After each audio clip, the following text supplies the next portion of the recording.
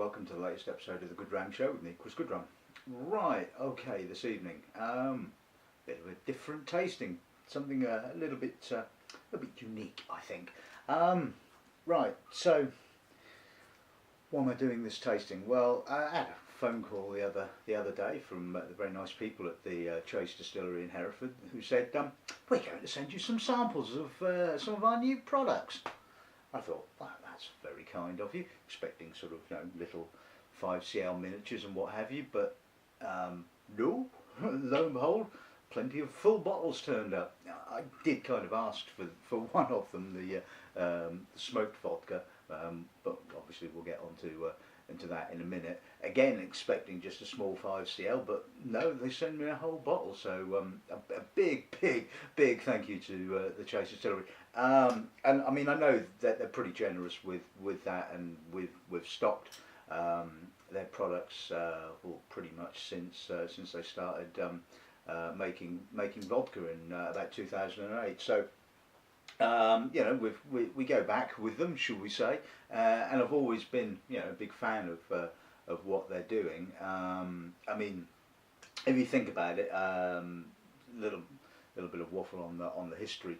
It was set up by a guy by the name of William Chase, who was essentially a farmer. Now, he grew potatoes and sold them to supermarkets and what have you, and I believe in 2002 decided to start making crisps, the Tyrrell's range of crisps, which when we stocked confectionery in the shop, obviously we sold, because they were really good crisps. And then I think it was in it was 2008. Apparently, I'm just checking the information. Apparently, had the idea in 2004 to sort of start doing something a bit different, and distilling a vodka from the potatoes that they grew. And it took him 4 years to do it, and realising that it's not an easy task. They again didn't quite have custom built still. I believe they bought the still and then had a custom made rectifying column built with removable plates. So again, you can that they could change the amount of reflux that they wanted, dependent upon whatever spirit they were distilling.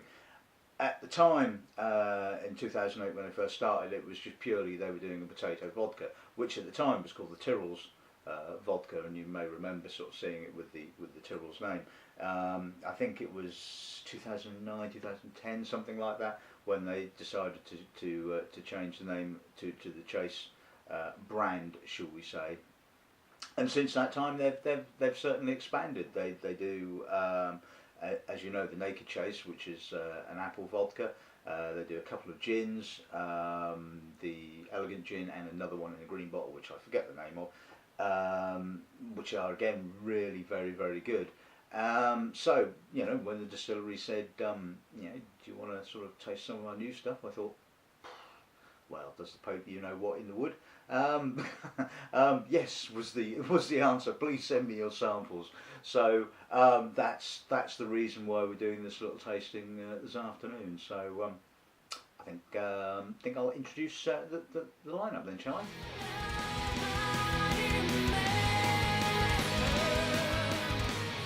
Right. Okay. So 3 of these products are brand new, one isn't. Like I said, I requested the sample. We have here, I mean, it's amazing when you think about it, that they've been making an apple vodka for quite a while now, and they haven't released a cider. But here you go, they have indeed released a cider.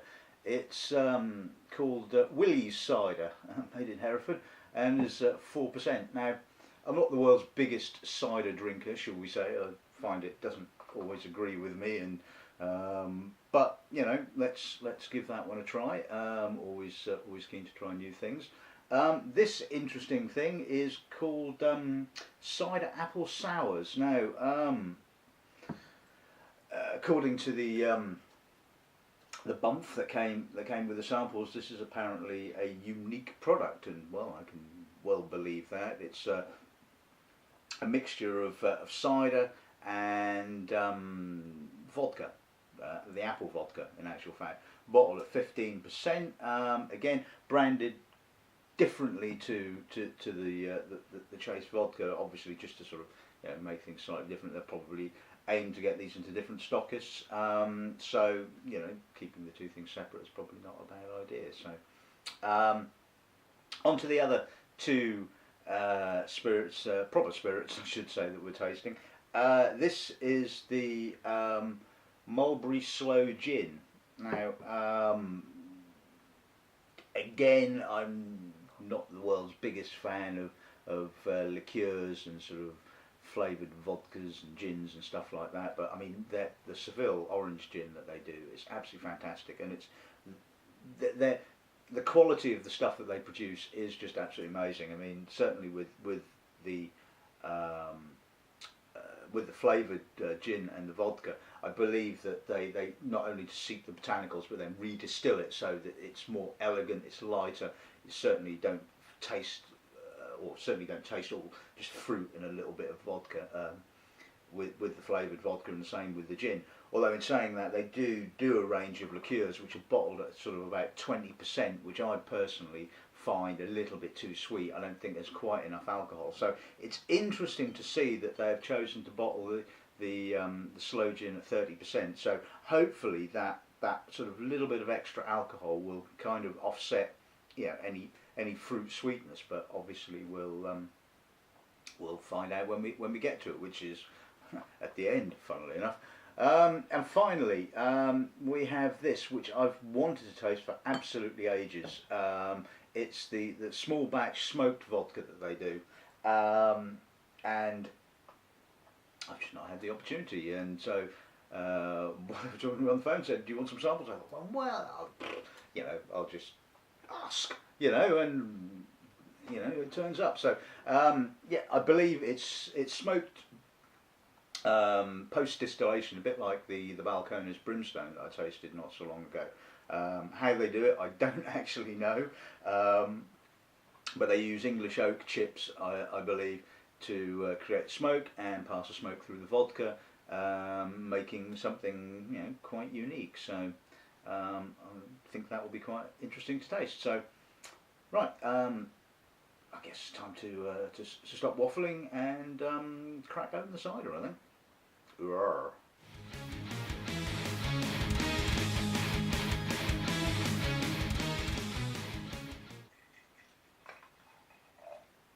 As you can see, I hadn't pre-opened it. Obviously, don't want to let it go sort of slightly flat. So let's see what the nose gives us on the cider, then, shall we? It's nice and fresh, appley, obviously. Natural. It's got a really natural character to it. It's slightly sweet. Doesn't smell too acidic, which is good, because acidic ciders really don't agree with me. It's quite warm. It's quite a broad, soft. Yeah, it smells like a pleasant enough cider, I think. Palate.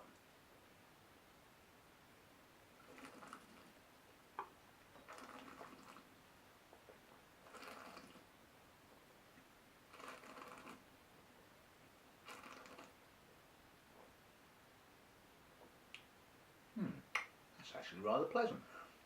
Again, very full, very broad, a little bit sweet, but not too sweet. Not particularly acidic, which is really nice. Very, very soft. Doesn't taste particularly alcoholic either for 4%. Damn, that's dangerous stuff, I think. Little bit of spice, very fleshy, very appley, very natural, very pure. You know, it doesn't taste artificial. It's certainly not like one of the nasty mass-produced ciders that you can buy. Yeah, I think that's really, really nice. Yeah, nice starter, I think.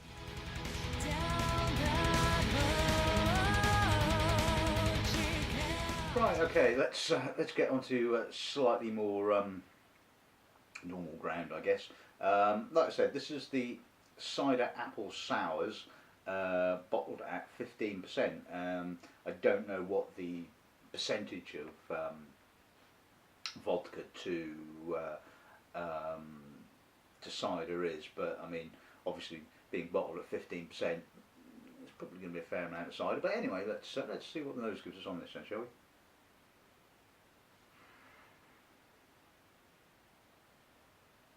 That's a nice nose. It's different to the cider. It's got a more cloudy, natural pressed apple.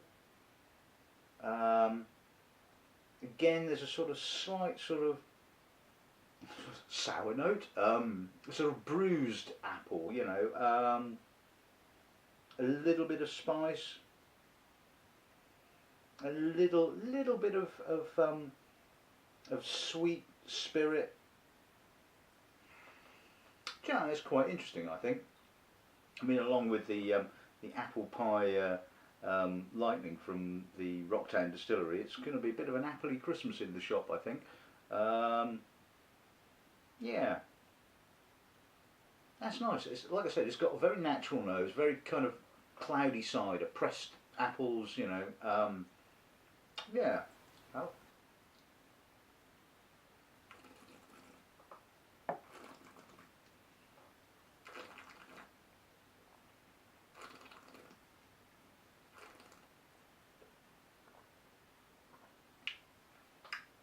Well, it's a bit sweeter than I was expecting. Again, natural pressed cider, or pressed apples I should say. A little nuttiness, a little bit of spice, not a huge amount. The spirit, creamy spirit, comes through slightly on the finish, so it doesn't leave it too sweet. There is a bit of sweetness coating my lips, but on the whole, I think that's quite pleasantly balanced. Yeah, a little bit of, like I said, finishes more with the sort of sour bruised fruit note, or bruised apple note. So it kind of moves nicely. It is, like I said, it's very sweet to begin with, but yeah, progresses quite pleasantly. Different, interesting. I'm sure there's people that could make interesting cocktails and stuff from that, but I think that's quite pleasant on its own, you know.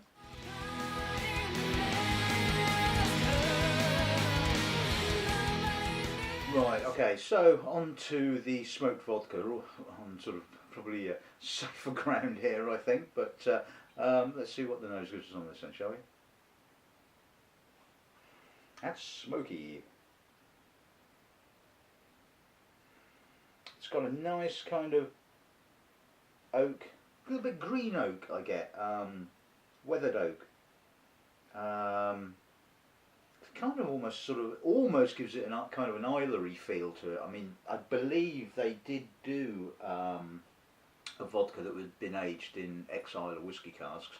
So it would probably be interesting to do a comparison between the two. So, but as I haven't got that, I'll just have to tell you what I think of this. And it's lovely spirit, lovely spirit. I do love their vodka. It's got character, it's got creaminess, it's got softness, vanilla,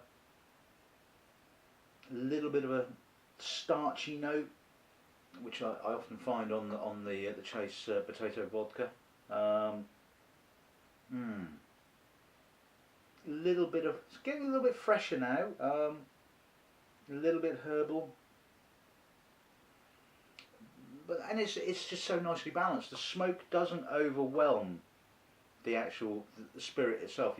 It's certainly just really harmonious, and I think if you like you know, your Islay malts, and you like that sort of smoky character, then obviously, you know, give this a try. It's different. A little bit meaty now, a little bit of barbecued meat possibly, just a very faint note.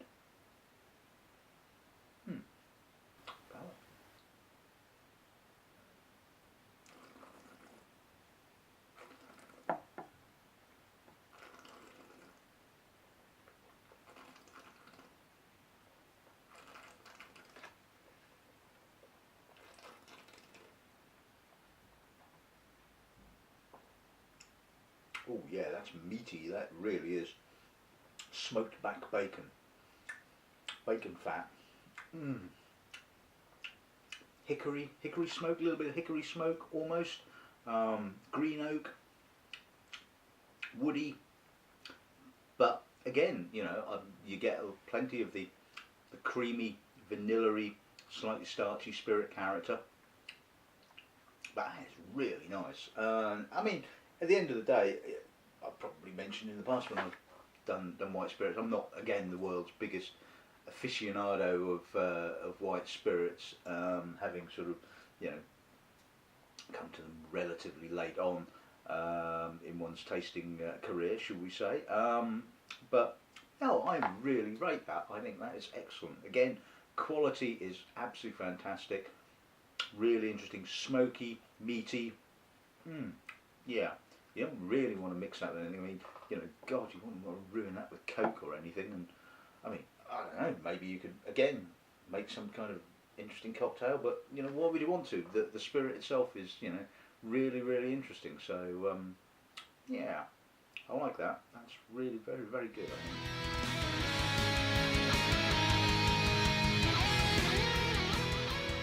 Right, okay, so let's have a look at the Mulberry Sloe Gin. Just trying to see whether it has any. Yes, it does have sloes in it. Well, I suppose it would have to. They call it sloe gin. So yeah, apparently, so they make the gin, blend it with hand-picked Herefordshire sloe berries and mulberries. I must admit, I'm not particularly au fait with mulberries. I probably had one as a kid, I guess. But anyway, let's see what the nose on this is like then, shall we? That's really quite smoky. Not in the sort of oak smoked manner, but in a smoky fruit. Slow, obviously, but it's a more cherry-like kind of character.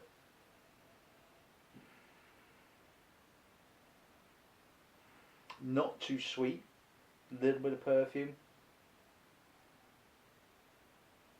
and also getting a little bit of herbaceous spirit note coming through.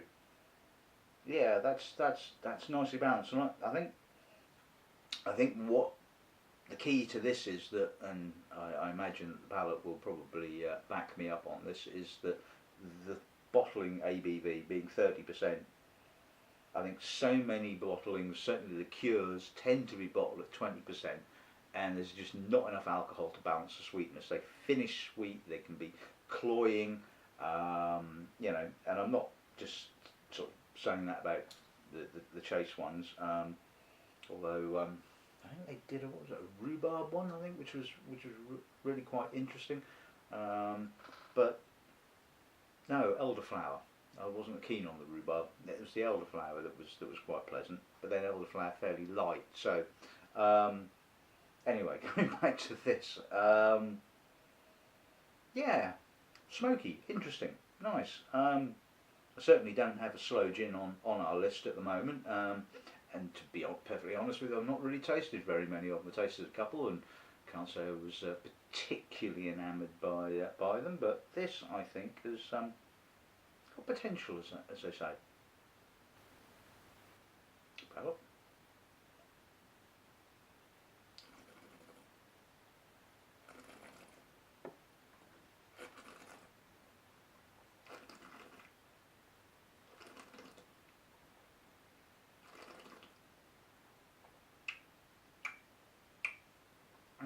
Smoky, spicy, sloe berries, obvious mulberries, which I guess is that kind of cherry-like, smoky cherry kind of character. Yeah, again, it's a bit like the cider sours, that it's still a little bit sweet, but there's enough spirit to basically allow it to finish dry and kind of cleanse the palate. And the spirit comes through with that little bit of sort of like herbaceousness. Can't really taste a great deal of juniper, but I'm getting quite a bit of herbal kind of character. Yeah, I think that's actually quite enjoyable. Me personally, it's not really my thing. I don't think I would be sort of, you know, having a sloe gin, should we say, over Christmas. I mean, but you know, there are people that sort of you know, really enjoy sloe gin, and I think that is a really nice example. Like I said, nicely balanced, good sweetness. Yeah, not too bad at all.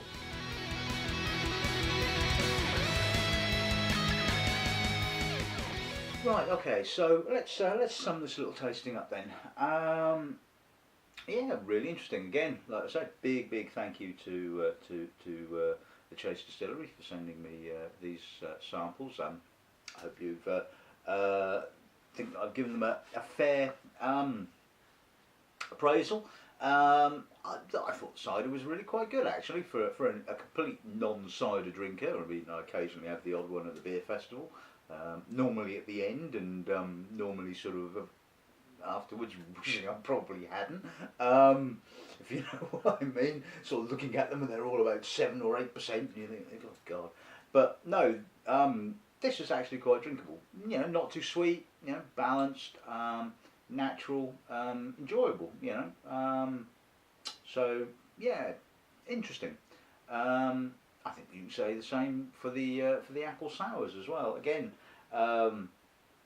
Whether it's a completely unique product, I've got no idea. I mean, this is a kind of new thing to me, but again, really interesting. And I think if you like that kind of thing, if you like the ciders, if you like that sort of pressed, cloudy cider kind of thing, then yeah, interesting, nice. Vodka.